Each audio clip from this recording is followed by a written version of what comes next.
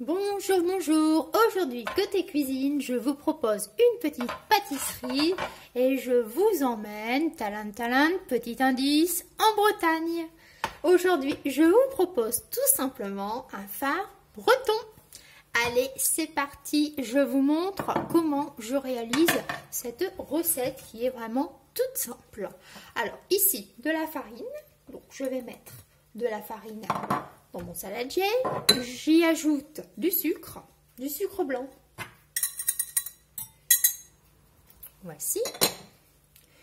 On mélange convenablement. C'est un petit dessert très facile à réaliser. Il faut peu d'ingrédients. Néanmoins, le pruneau, on va dire qu'il est un petit peu boudé. Le plus souvent, les gens n'aiment pas le pruneau. Mais dans cette recette, je trouve que c'est parfait. Le phare breton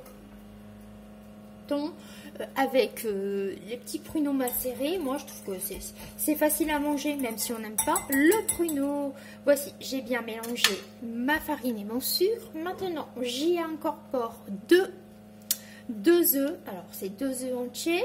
Voici, on vient mélanger. Alors on vient mélanger, on va éviter de faire des grumeaux. Voilà. Allez, on mélange. On touille. Voilà. Et maintenant, j'y incorpore du lait. Alors, c'est du lait tiède. Alors, il n'est pas chaud, il est juste tiède. Hein. Voilà. Alors, je vais faire ça en 2 fois. Mélanger ma pâte, voici.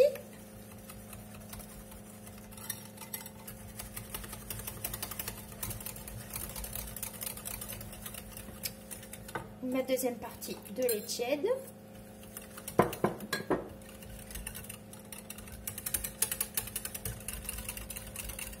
Je touille. Voilà, vous voyez, il n'y a pas de grumeaux, on est bon. Maintenant, pour parfaire cette petite pâte, un petit peu de beurre fondu. Voici. Pareil, je remélange mon appareil.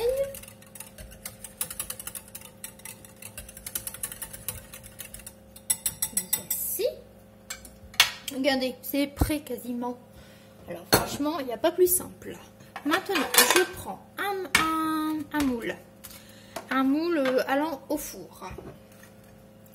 J'ai fait macérer mes pruneaux. Alors moi je prends des pruneaux, des beaux pruneaux premium, vraiment de très belle taille. Donc je les ai dénoyautés et j'ai mis un petit peu de rhum. L'idéal c'est de faire macérer vos pruneaux la veille. Donc comme ça ils sont bien gorgés de rhum et ça a beaucoup de goût. Je vais venir tapisser mon moule de pruneaux tout simplement. Voilà, on va les poser comme ça. Moi, si je vais faire un tout petit phare breton, voilà.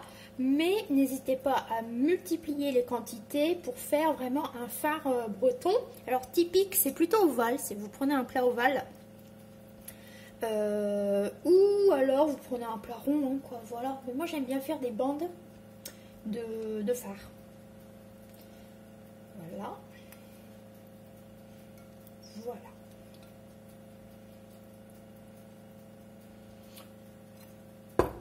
Alors, quand je vous dis que j'aime bien faire des bandes, vous voyez comme ça, quand je coupe une tranche, à chaque fois, on a 2 jolis pruneaux sur dans chaque part. Quoi.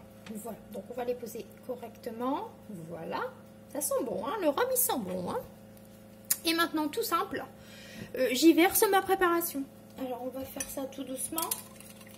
Allez, je retouille vite fait.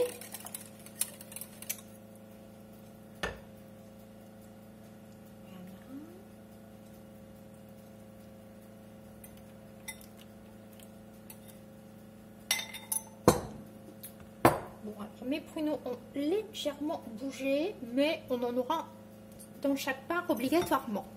Voilà, ça part au four. Bon, on va dire une 30-40 minutes. C'est à surveiller bien évidemment selon le moule que vous avez utilisé. J'espère que cette petite recette bretonne vous a donné une idée. N'hésitez pas à la reproduire, c'est très simple et très bon. D'ici là, moi je vous dis de prendre soin de vous et à la prochaine.